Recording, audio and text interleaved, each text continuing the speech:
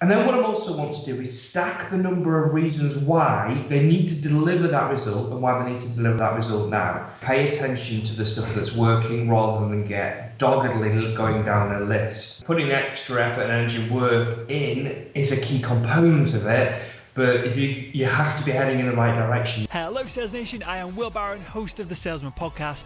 Today's episode is all about doubling your business. So if you're an entrepreneur, clearly you've got the bottom line that you want to double. Most of the people listening are sales professionals, so we're talking about revenue or whatever you're targeted on.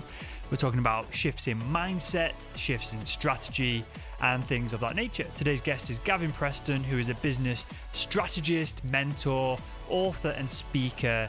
And he works with entrepreneurs and business leaders who are impatient and want more than just incremental growth. You can find out about Gavin's Double Your Business program over at gavinpreston.com. And before we jump into the show, I just want to say a thank you to a few people, particularly, and I'm going to read out a bunch of names here, and this is something that I might do every Monday on each Monday's episode. And these are people who have left a podcast review in the iTunes directory. If you've got 30 seconds and you want to do this yourself and get a shout out, head over to salesman.red/iTunes. I think most of these people I've asked in the Salesman Podcast group on Facebook, and so they've come through and delivered and left some really. It makes me feel good seeing these reviews. I appreciate what it does for the rankings in iTunes as well, but it does have an impact on my motivation to get up every morning and hustle and put out these shows. So without further ado, some of them are weird usernames, so I might not get the actual person's name right, but first one, TGL Harrison, Nikki Audrey Eloise, Morley Sullivan, Joddy H, username could be full of crap, Craig M1, commonsensehealth.org. That is a nice hack, having your URL within the username segment itself, because that comes up all over iTunes. Shana Prince Sales, Gary Mark 23, Shoaib L, and Bruni Ammons. Thank you guys for taking the time to leave a review. It means an awful lot to me. It means an awful lot for the show. And thank you for just taking the time to do that. So without further ado, let's jump into today's episode. Hi Gavin, and welcome to the Salesman Podcast. Welcome back to the Salesman Podcast. Thank you very much. Great to be here again. You are more than welcome. I'm glad to have you back on. And today we're going to talk about doubling your business. Clearly, there is no salesperson listening to the show right now that would not want to double their business. And I hope, and I'm pretty confident the answer to this question is no. But is doubling your business as simple as just putting in twice as many hours as what you're doing currently? Is that the master game plan behind all this? No, absolutely not. You'd expect that answer. Actually, though, putting extra effort and energy and work in is a key component of it. But if you have to be heading in the right direction, you've got to know your strategy and how you're going to get there. So it's not a walk in the park, but it is absolutely achievable with the clarity of where you're heading, but also the right strategy that helps you get there, the right team around you, and some really good sales and marketing activity. Okay, so we'll talk clearly about the strategy and that side of things as well. I want to come on to the personal growth aspect of this, perhaps towards the end of the show. But from a strategy perspective, we all know the cliche of Pareto's Law or the 80-20 principle. Yes. It's something that, although cliche, is incredibly useful. Regular listeners will know that I've now committed 100% to the podcast. I'm not doing any of the blog posts or anything else. And within a week, by doing the one thing that makes the biggest difference, our results, skyrocketed and continue to skyrocket. Number of downloads and the metrics that we manage. For salespeople, is that what they should be aiming for if they want to double their business? Should they be doing an 80-20 analysis and trying to suss out what really works and focusing more on that? I completely agree with that. You mentioned the phrase "the one thing." There's a book that I like to refer to a lot, which is called "The One Thing," which is a very, very effective book.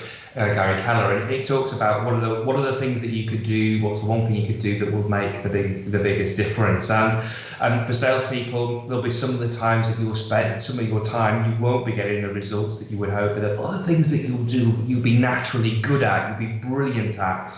do more of those things if they're getting results. And I think one of the things that has really struck me in the lessons I've learned from the people, the businesses I've taken over the last 12 months through previous editions of my kind of W Business program has been, they've taken massive action, but they've taken massive action on the right things. What I've helped them get very clear on, what are the things that they could do, whether it be, sales has been a key example of this, that it could do in order to move the dial the most in terms of their business.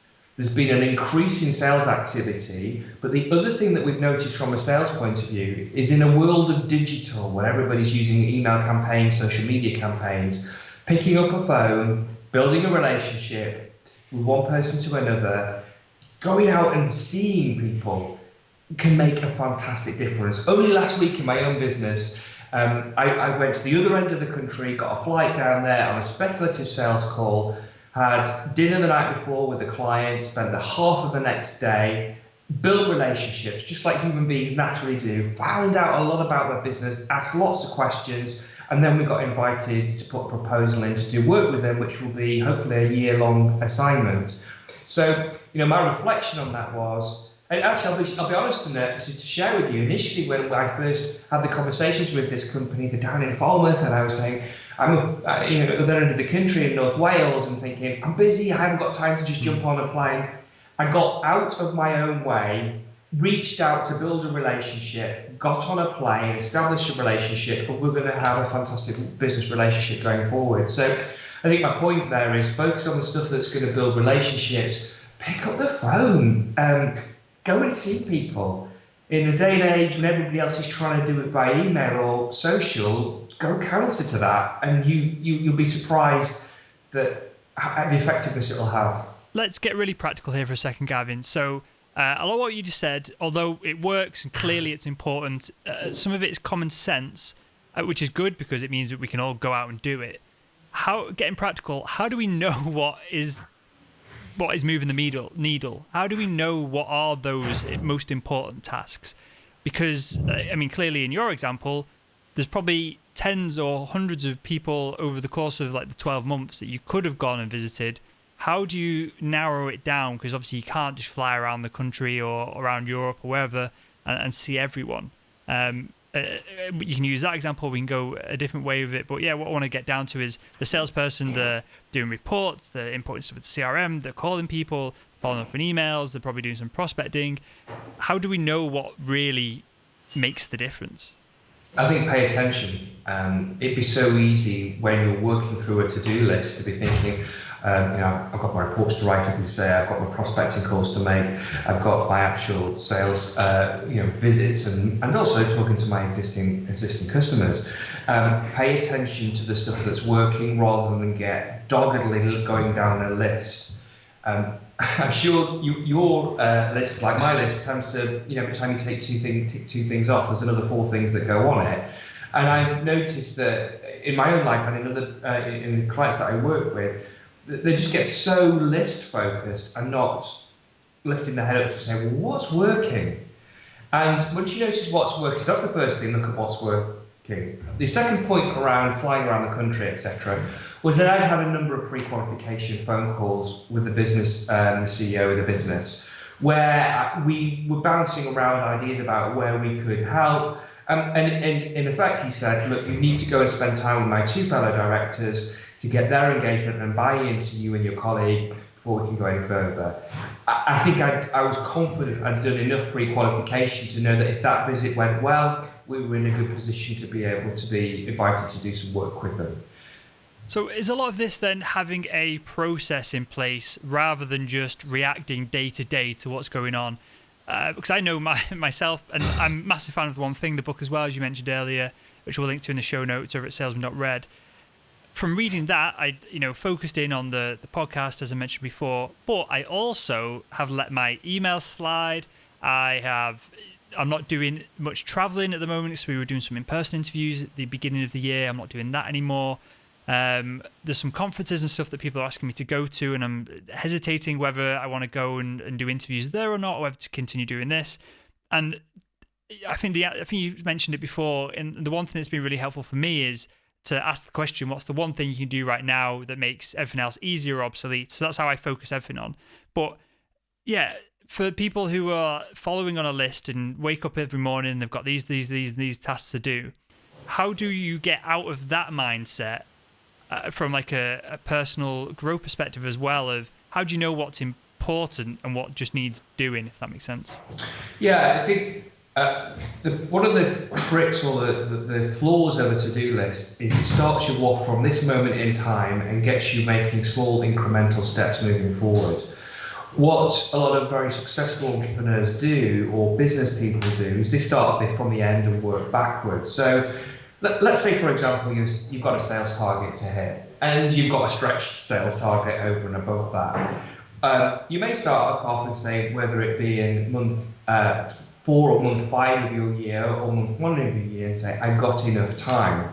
Whereas if you start the end of your quarter, the end of your year, end of your month, whatever your sales period is, and say, well, stand there in your mind's eye, pat yourself on the back. Brilliant, I've got here. Now, what was it I did that enabled me to get here? And then you look back through time to the present day. Well, to blasted that sales target out of the water, I would have had to have done this by then, this by then, this by then.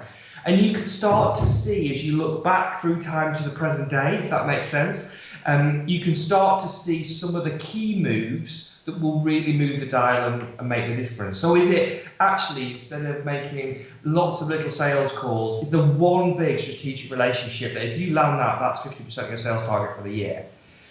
So it's by working back from the end, you tend to open up your mind to what's the bigger game here? How can I play a bigger, more effective game rather than the incremental step-by-step journey? Brilliant. And you mentioned blasting your sales target then. Tell me if you buy into this, because some days I do, sometimes I don't. And Grant Cardone popularized this, the 10x rule of you have your target and you add a 0, 10x it, and even if you don't hit the 10x side of things, you've probably overachieved what you were planning on in the first place. Do you buy into that, or is it unrealistic? Are you better to set a realistic goal that you can hit and then move on from? What are your thoughts on that, Gavin? Tell you what I buy into. Most people set their the question really is, where do most people look when they're setting their goals? They look about what they did last month, last quarter, last year.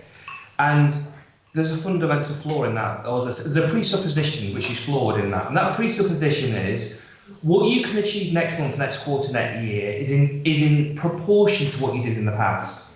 That's assuming that the market conditions are the same, that your product range is the same, that the people that you're talking to are the same people. You change one thing, you come up with a new product, you change your approach to that target market, you could change a different result. But if you say, okay, you set your target from looking past, so I last quarter or last year, I got 5% growth or 8% growth. So people go, well, I've got 8%, well, maybe we could go for 12% this next quarter or this next year.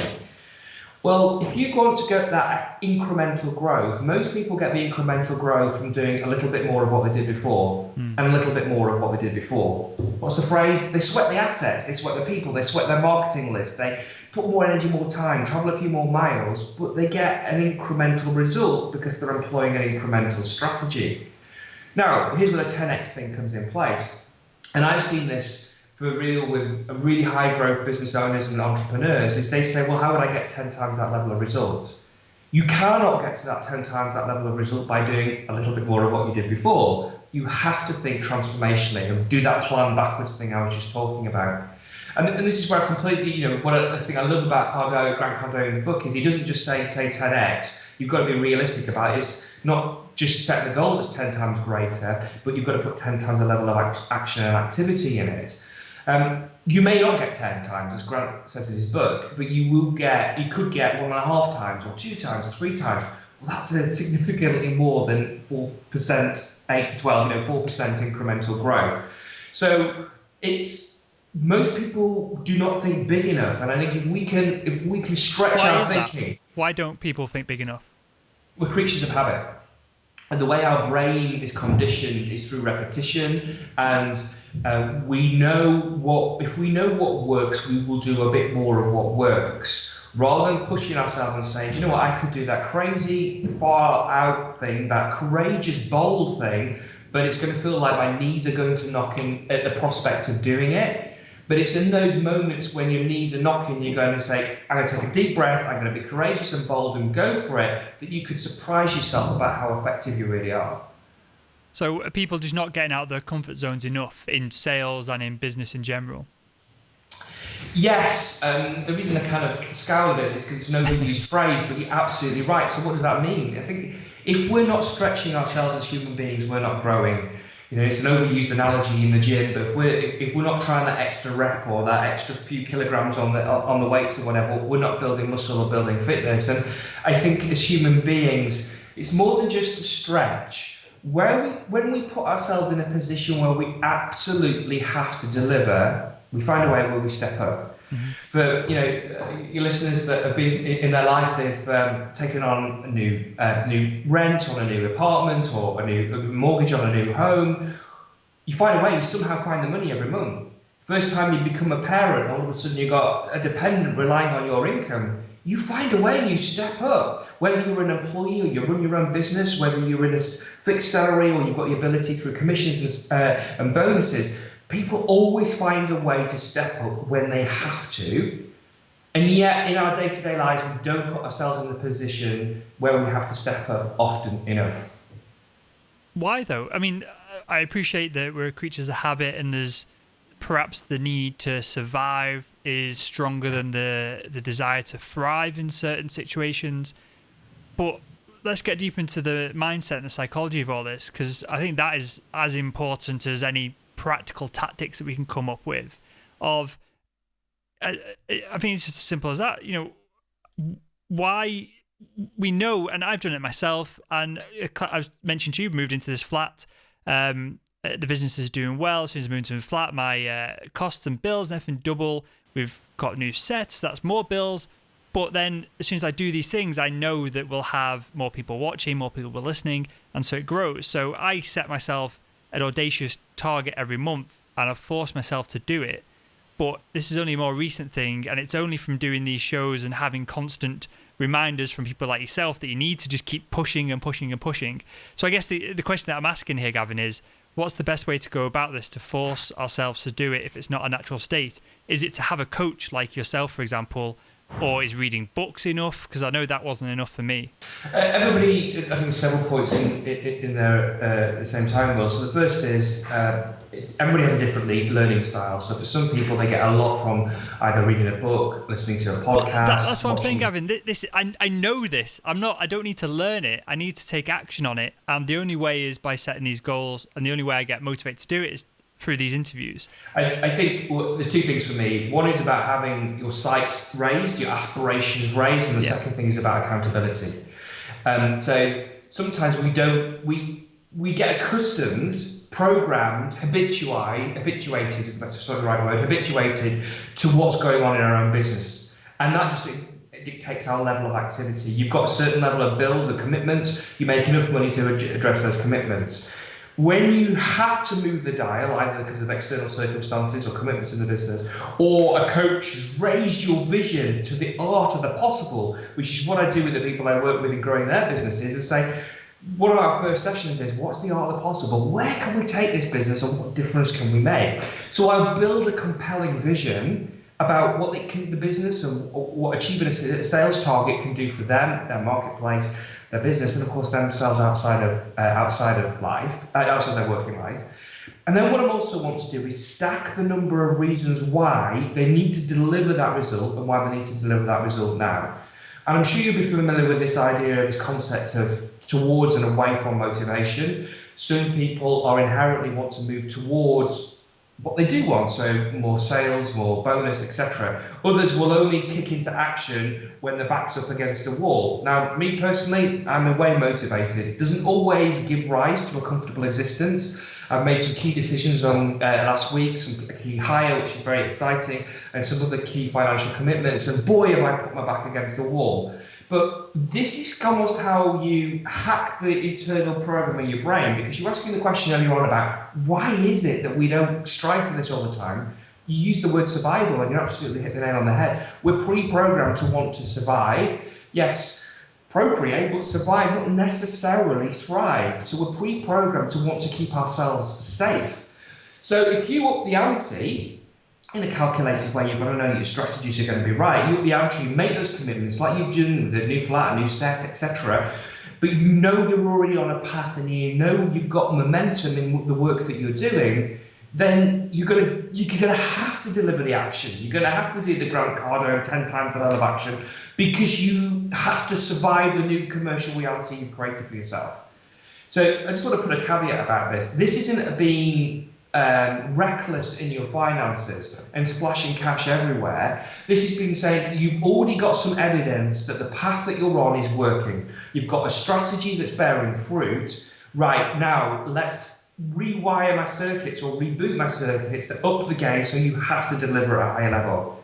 And here's the wonderful thing. When we put ourselves in a position where we have to deliver, when it's kind of on the edge, half of us, if anybody who's hurtled down a black run on skiing, or has driven a car fast on a track or on a skid pan, or for me, my thing is sailing, and I've been in a race in the winter, blowing a gale, and the boat's on the edge, and half of you is completely exhilarated, and half of you is petrified, thinking, this could go really wrong in any one moment. It's in those moments when you feel most alive.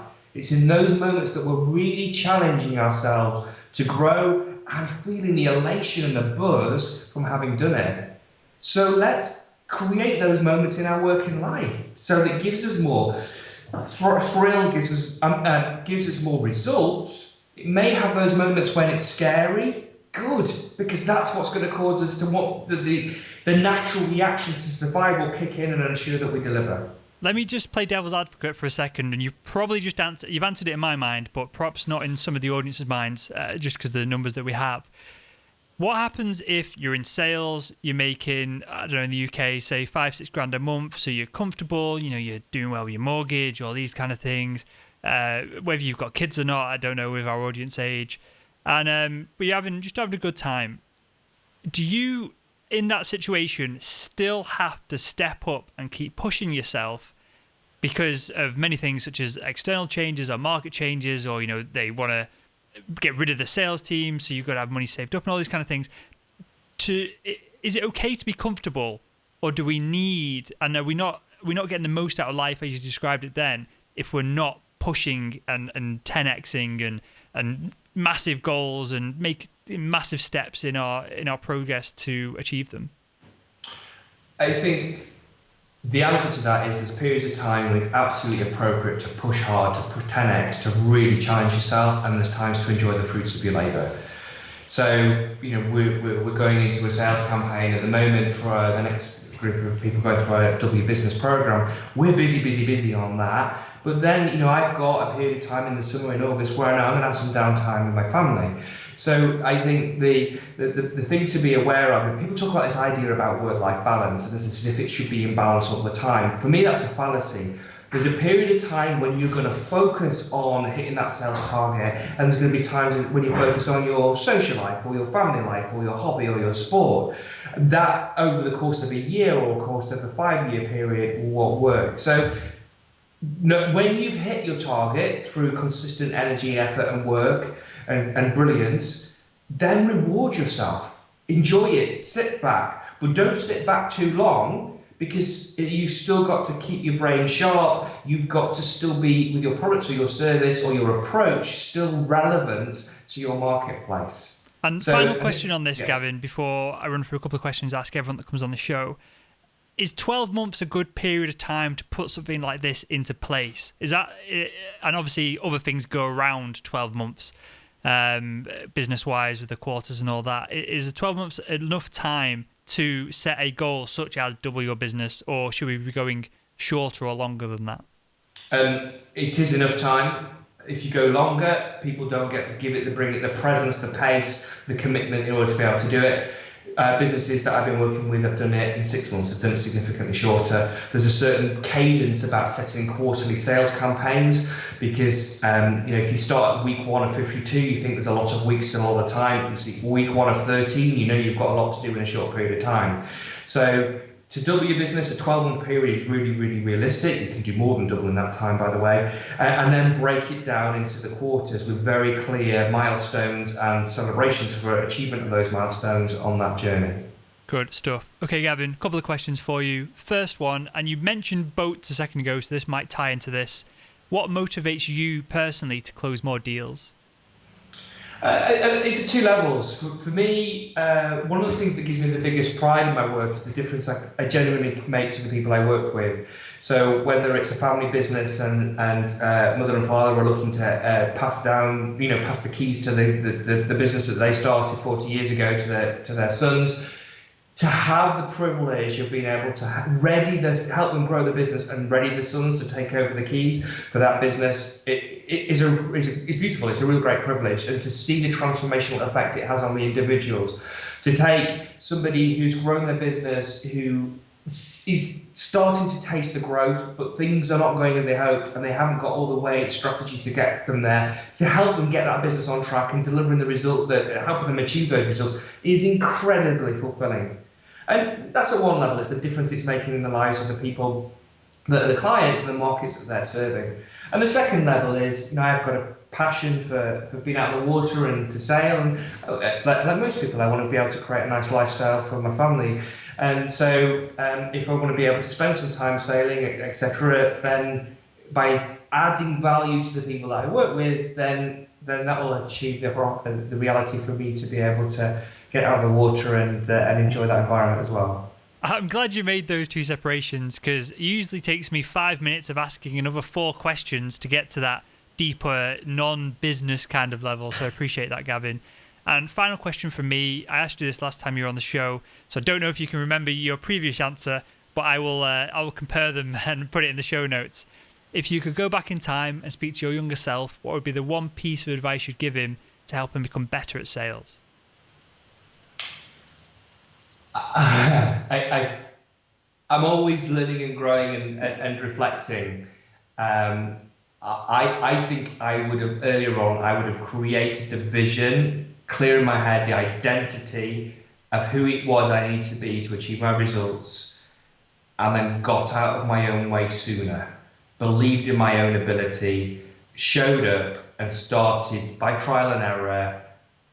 i.e. not waiting for, I'm not old enough. I first started off my career coaching senior execs, and I was 25, 26, 27, and I used to say this thing all the time to myself, they don't think I'm old enough, I'm not credible enough, I'm not experienced in it. And all of that internal garbage just got in the way. So I'd have held the vision clearer and built an identity around it about who I needed to be to show up in the world. And I would have just been more more self-believing around get on and do it and trust it's going to start delivering the right result. Being a little bit older now, I'm much more confident in my own capability that I wasn't, say, when I was in my mid-20s. Amazing stuff. I will just emphasize that in that I had this, and I don't know whether you'd call it imposter syndrome or whether there's other ways to describe it, but when I first started the podcast, I felt like an imposter in that I didn't have books, I wasn't a sales coach or trainer, and all of these things that I didn't have turned out to be massive benefits for myself and the brand, and the listeners enjoy the fact that I'm asking questions that they want to hear because I want to hear the questions myself. And we're all on the same kind of level of sales professional. There's sales management and directors and entrepreneurs, and I appreciate that those people listen as well. But it turns out, and I didn't intend for this to happen, but the weaknesses that I thought I had in that, as I said, I'm no sales expert, people really resonated with that. So I think turning a couple of these things around can be a really important mindset shift, and it was something that was big for me. And with that, Gavin, I want you to tell us a little bit more. We've alluded to it, but tell us a little bit more about your Double Your Business program, where the audience can find out more about it. Because, as I mentioned, I'm actually surprised in the number of entrepreneurs and solopreneurs that listen to the show, and I think they could really benefit from this. Thank you. It's a program that's aimed for businesses that are turning over between 500,000 and 3 million. And it's a 12-month program. And it's all about how, with the focus, the promise is a simple one. We're going to double your business in the next 12 months. And I create a community, a small group, a VIP group of 10 to 12 businesses. And I work one-on-one with them on strategy. I work with them collectively on the growth of their business. We have regular accountability calls around that. We do a couple of fantastic retreats, one in the UK and one internationally. And the the group actually end up trading with each other as well, which is really, really fantastic. The level of results that come out, not just the financials, a huge amount of personal growth and aspirational raising that comes as a result of it. And for me, the proof of the pudding is not only in the results that we're getting, but the number of the businesses that go through the program and say, I want to work with you in year 2 because you're so fundamental to the growth of the business. So my website is gavinpreston.com, www.gavinpreston.com. Just go to that, you'll see a tile on the first page that talks about W Business. But I also share regular blogs, both written and in video format, on a weekly basis. So by all means, put your name and email address there because there's loads of good content. You know, for me, I'm passionate about growth. I'm passionate about using business as a vehicle to help people fulfill their potential, but their dreams are what they always thought they could achieve in their life. And that's how I get the opportunity to touch people and make a difference in their world. And the W Business is the kind of our signature program that delivers very strong results. Amazing stuff. Gavin, with that, I want to thank you for your time, genuinely, mate, and I want to thank you for joining us on the Salesman Podcast. It's been a real privilege. Thank you. Speak soon. And there we have it. Thank you, Gavin, for taking the time to come on the show. I really enjoyed the mindset angle and aspect of all of this because it's only going to make those jumps and not to make incremental progress. And we talk of this on the show, of course. You've got to have that mindset shift. You've got to allow yourself to open out to opportunities that perhaps your colleagues aren't even using if you want to jump ahead of them and really double your business. So I appreciate all that.